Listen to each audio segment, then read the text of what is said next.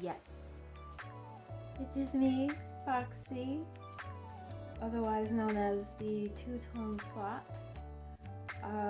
Thank you for meeting me here. I hope you have your tea, your juice, your alcohol, your snacks, whatever will make you feel the coziest.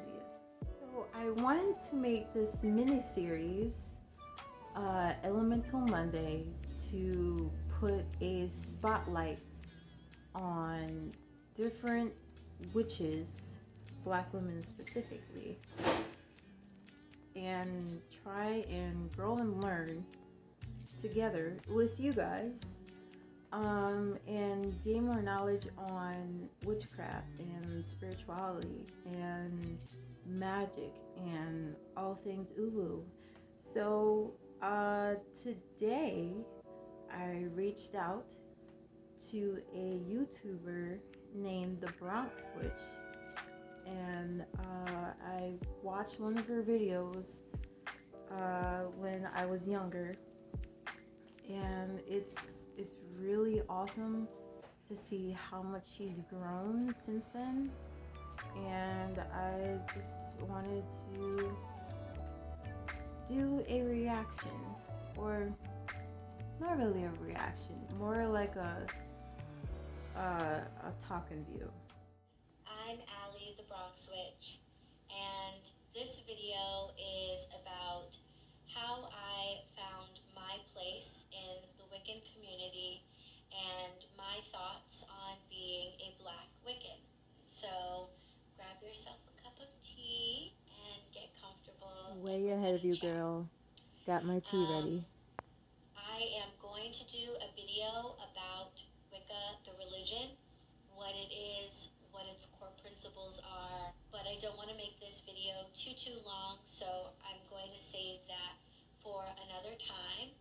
So I'm going to be assuming that for the most part you have a general understanding of what Wicca, the religion, is and what its core principles are.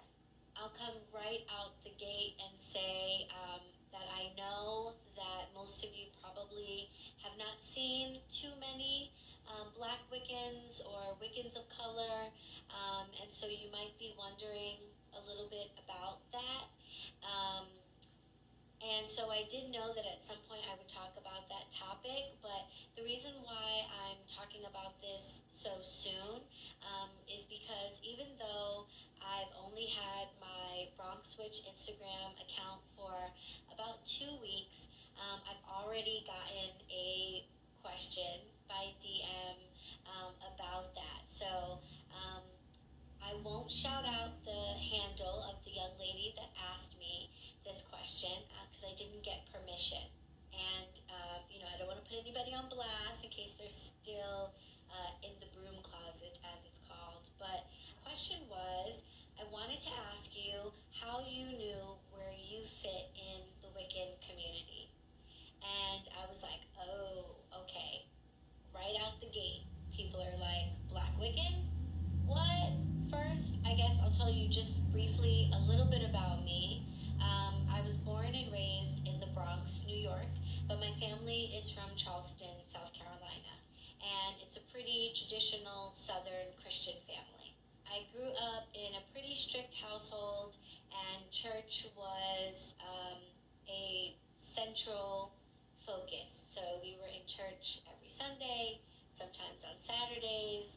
I sang in the choir, was a part of the youth ministry, the whole nine. And I'll be honest, as a kid, I really enjoyed church. I'm just the type of person that kind of likes religion and the ceremony and ritual and communal songs and chants and all of that goes into practicing a religion. So I really enjoyed the sort of fellowship and the community aspects of going to church. But I was just one of those kids that from very early on felt like Christianity, the religion itself, just wasn't for me. I A lot of the things 100% that agree were with taught that because didn't sit right with Christianity me, and was the more that I always learned kind of about the the religion, veil, so to the speak, less it seemed to for really line anything up that with was what beyond I felt what like I Christianity was understood about, about the right? world, the So God was the universe, center of it and all. everyone's role in And it. if it So wasn't about um, God or I the was faith, very, very young then it when was I devil started to worshiping or just rebel. damning I grew up altogether. watching Bewitched, and as a little kid, loved Sabrina the Teenage Witch. But in 1998, when I was 12 years old, Charmed happened. And honey, did my life change. I was like, what is this amazing thing called witchcraft? I was told that people who practice witchcraft were devil worshippers. These women are not devil worshippers.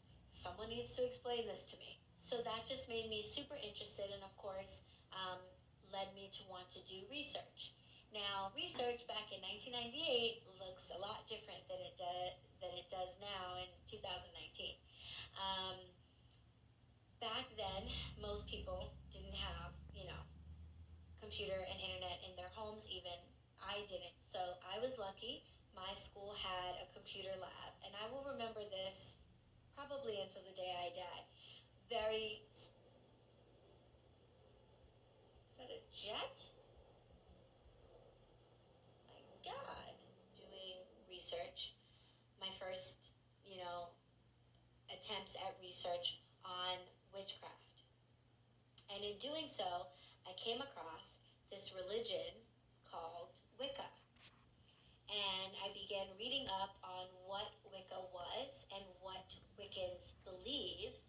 And I remember in the computer lab by myself, literally standing up in front of the computer, pointing at the screen and going, yes, yes, that, all of that. I believe all of that. What is this religion? I must know more. And even though I had internet access at school and things like that, the internet just wasn't what it is today. So it existed, but there was not that much on it yet, honestly. And so if you were interested in different religions or alternative information, you were pretty much limited to like the two shelves in the New Age section of Barnes and Nobles or your Yo, local Barnes and bookstore. Nobles I was spent the a lot of spot. time in the New Age section of Barnes and Nobles. And I read as many books on witchcraft and Wicca as was available. People like Silver Ravenwolf, Raymond Buckland, Scott Cunningham, Stuart and Janet Farah, um, Doreen Valiente. These were people that were heavily involved in making Wicca what it is today, and really making Wicca a thing to begin with. Those Wiccans are amazing. To this day, I have books and I rely on works and materials by those very same authors. But they are all white and they are all essentially European. They're either from Europe or they have European ancestry. And so does Gerald Gardner, the creator of the religion. And of course, when this religion came to be, he was practicing in England with other Europeans, also of European ancestry. So, not surprisingly, these Wiccans, when talking about deity and working with ancestors and gods and goddesses, they rely on the gods and goddesses and ancestors that relate to them. So they certainly weren't doing anything wrong. And I'm sure that they weren't trying to exclude anybody. But for the most part, their writings really only focus on working with Celtic, Roman, Greek, and to some extent even Egyptian gods and goddesses. At the very least, like a European religion. Um, and that was a little hard for me to navigate in high school and with access to such little information. I tried my best to connect with Celtic gods and goddesses, the Roman and Greek gods and goddesses. If I was doing something for love, I invoked Aphrodite or tried to, but it never really felt right for me. And after a while, I just decided to not work with deity because one of the many great things about Wicca is you can be a Wiccan and not work with deities at all, technically, as far as I understand. So from late high school through college and into my law school years, I didn't work with a deity. I practiced witchcraft from sort of just a scientific kind of perspective. This is energy. This is how I work with it. I send it here. I send it there. And that was fine and everything, that was fine. But I definitely felt like something was missing for me and that I wasn't, like I called myself a Wiccan, and I knew that the principles and practices of the religion were in line with my own values and views. So I felt comfortable referring to myself as a Wiccan, even though I didn't have a particular connection to the same deities that traditional Wiccans did. But I did definitely feel like I wanted to have a connection to deity. But during those years, um, post high school and college and law school, the world changed yet again.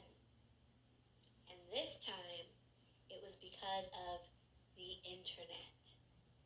And the internet went from being these little screens with like blinking green squares that took forever to do anything to the internet that we now know. And things like Google were created, and everything for me changed. Now I wasn't limited to the 2 rows of New Age books in the Barnes and Noble store. I wasn't limited to the writings of the Wiccans that were prominent enough to have published books. I was able to now learn about Wiccans all over the world from all different walks of life with all different types of views and viewpoints and who weren't necessarily big enough or prominent enough to have published books. I was able to read their articles, watch their videos, and learn more from Wiccans that had experiences that were similar to mine. And this beautiful new internet gave us YouTube. A wonderful time. YouTube is where I found a wonderful Wiccan named Cricket Song. She has a page called Lunar Wisdom, and I highly, highly, highly recommend that you check it out. She has had this page, I think, for like 10 years or very close to 10 years.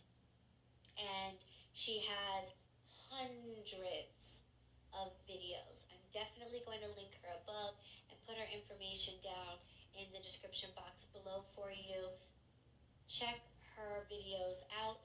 She has an entire playlist that has, I think, over 50 videos just on Wicca. What it is, how it differs from other paths, how to practice it, what are the major tools, tenets, teachings. And it was watching one of her videos, and I'll try, because like I said, she has hundreds of videos, and this was a video that I saw probably 8 years ago now, so I'm not sure if I'm going to be able to find it, but I was watching a particular video where she began talking about pantheons. And honestly, I don't even know if before this video I had ever even heard that word. But a pantheon is basically just the gods of a particular religion or a particular group of people collectively. And watching her videos, I learned that a Wiccan can work with any deities that they would like to. They can even mix and match and work with multiple pantheons of deities. This was something that I never knew and that never occurred to me because, like I said, all of the prominent writings focused around the traditional European pantheons. I didn't even realize, and those materials didn't really explicitly say, that you can be Wiccan and work with any pantheon that makes sense to you.